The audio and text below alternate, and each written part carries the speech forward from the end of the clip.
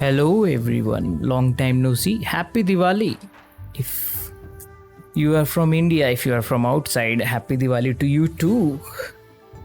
I hope you had a safe and wonderful Diwali. So in this video, let's talk about how you can create a katana in ZBrush only. So it's the same series, the Dragon Girl series that I was creating the character, and I was right now I was compiling the video of detailing the last part, but then it was getting too long. It was almost an hour or so around, so I thought let's break it up into creating one prop which was left, which was the katana. Then there will be the final video after this. I don't know when I'll get the time, but I will get it soon. Right, these days I'm a little bit busy, so yeah, here it is. This is the video. So what we did, we created just a cube and started from there, duplicating each part, subdividing it and polishing it out a little bit, trying to capture the overall essence of that, which is a handle, a cylinder that comes in the middle, and the blade part. Make sure your blade and handle doesn't look too odd. By that I mean your handle shouldn't be too long, shouldn't be too short. If it's too short, it'll look odd. If it's too long, it kind of work if it's too long, but don't keep it too short. Like in my case, I have kept it for now, but I will change it. For now it's blocking, it's in blocking state, so I'm just adding in all the elements. So here there is this weird part that she is grabbing onto. So this is what I am adding.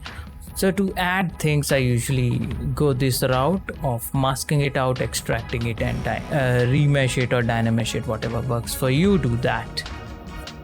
And so yeah, it's gonna be a pretty detailed katana, so don't worry about it if it looks a little bit boring at the moment, but that's fine. Stay tuned, and I hope you are creating something. If you're creating something, show it to me on my Discord, because I can help you make it better. So people have been asking me for feedbacks, and that's the way. That's the proper channel. You can go there and connect.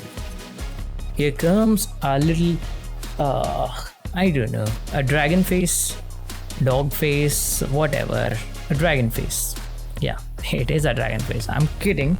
So yeah, at the end of the sword there is something, so added a sphere and using dynamesh to sculpt every detail, because you need to have a proper distribution of mesh or quads to give some proper details.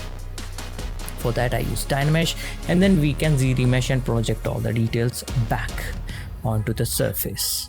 A little block out is fine, and now I have z-remeshed it so that it have all the surface, everything all even out, and from far it looks good. You can identify the eyeball from close. It's already good. So yeah, quickly just carving out all the details from the nose, nostrils, and the top, also the chin. And it's not a cute dragon, but it's not a very angry one or a very detailed one. It's just a memento or something like that. Excuse me. I'm a little sick, but now I'm getting better. But yeah, it's kind of a lucky charm or something at the end of the sword, which is attached, which is the part of the handle. So I'll keep it that way.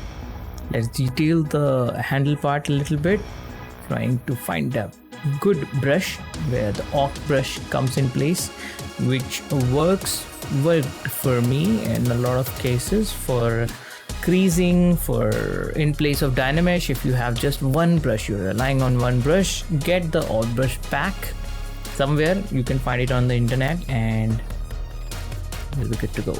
Now it's that threading part. So where the katana is, wrapped around, this guy is wrapped around the katana, and What I'll do is I just created a simple mask, extracted it, gave it some thickness using panel loops, and shaped it according to what was required. And for this, please always collect references. Now what you have to do, shape it, give thickness, and with UVs you can actually get pretty decent results. So make sure you have the good UVs, you have few alphas ready for you, and there you go, you can get a decent quality result.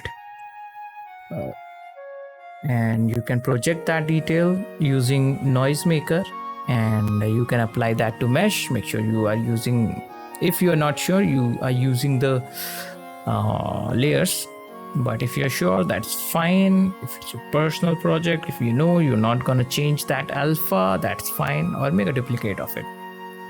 It's looking pretty good. So I'll just do the same thing. I'll just mask it out, extract it, give thickness, give the UVs, and project the same alpha on this mesh, which is gonna be the thread part, which is wrapped around the sword.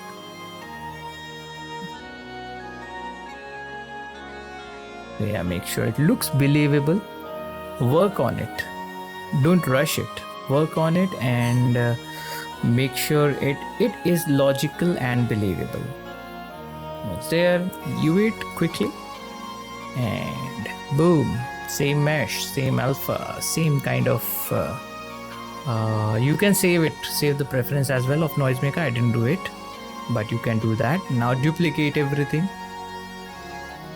Here we go, looking detailed already, looking good. So now add a little bit of pieces here and there as well, some balls, whatever you call them. Looks good, looks more complex, make the model more complex, and yeah, add as much detail as you want. It's up to you. There we go, kind of nice, getting there.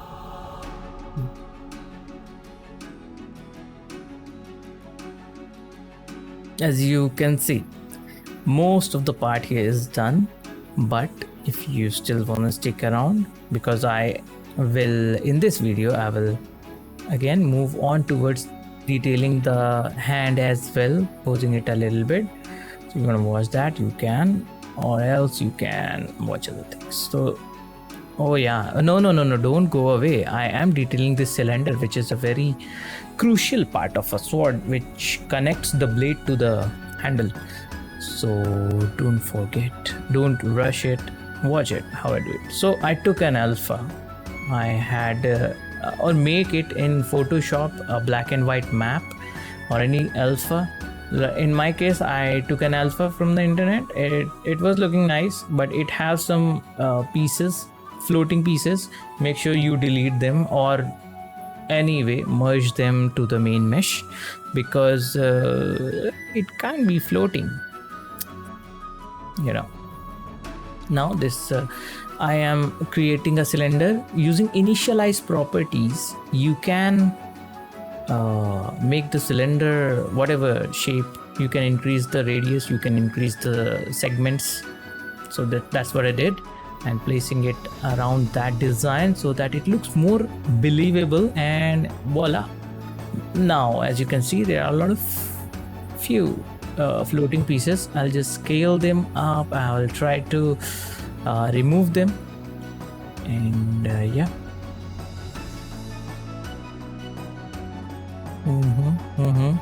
Just looking it around, trying to play with the inflate, if I can somehow make my process a little bit quicker, but it wasn't, so I just went ahead and deleted few. Once that's done, making sure about few things, just masking out one more thing just to keep it at the end of that at the tip of that cylinder, just to make it more believable, a little bit more, add a little bit more complexity to it. So just notice one thing, if you are creating a simple prop like a sword or a katana, it shouldn't have to be a mesh, single mesh.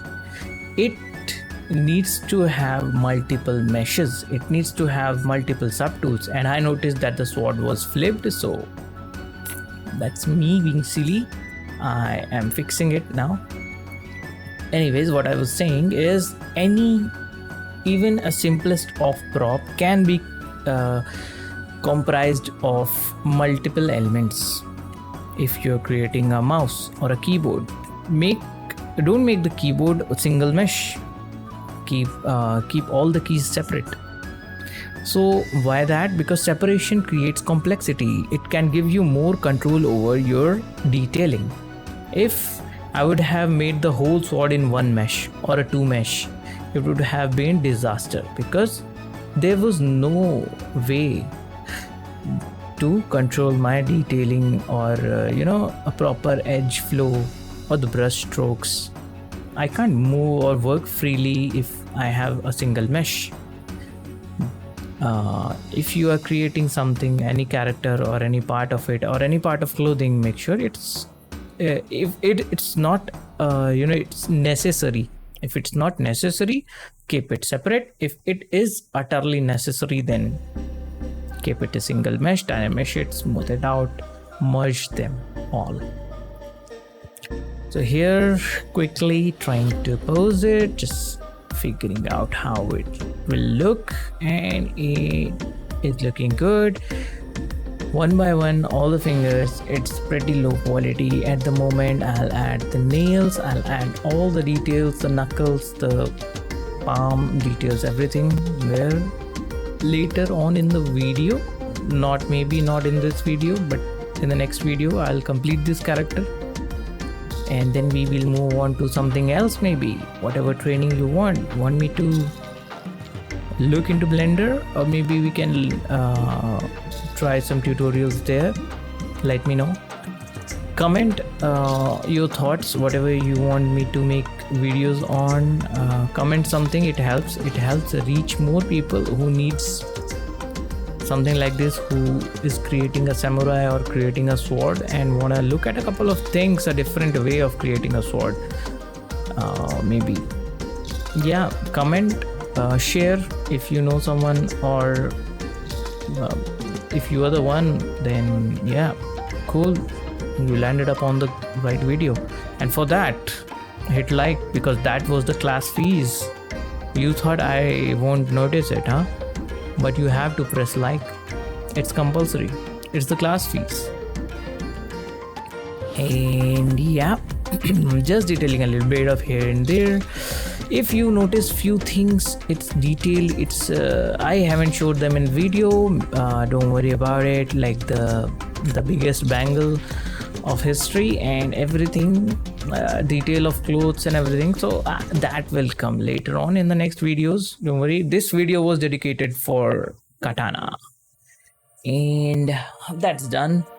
So that's it. It was a little video for you guys, and if you like it, make sure to hit the like, because that helps me, and that is the class fee, which is compulsory. And I will see you in the next one. If you want to connect, join Discord, and where you can submit your queries, you can ask questions, talk to me, and I will try to ask them. If you are creating something, want to ask for feedback, connect Discord again. That's the proper channel to do it. So that's it. Detailing a little bit of hands. And I wish you again a very, very happy Diwali, Bhaiya Dooj, and every festival that comes afterward in the week. I will see you guys in the next one. Peace out.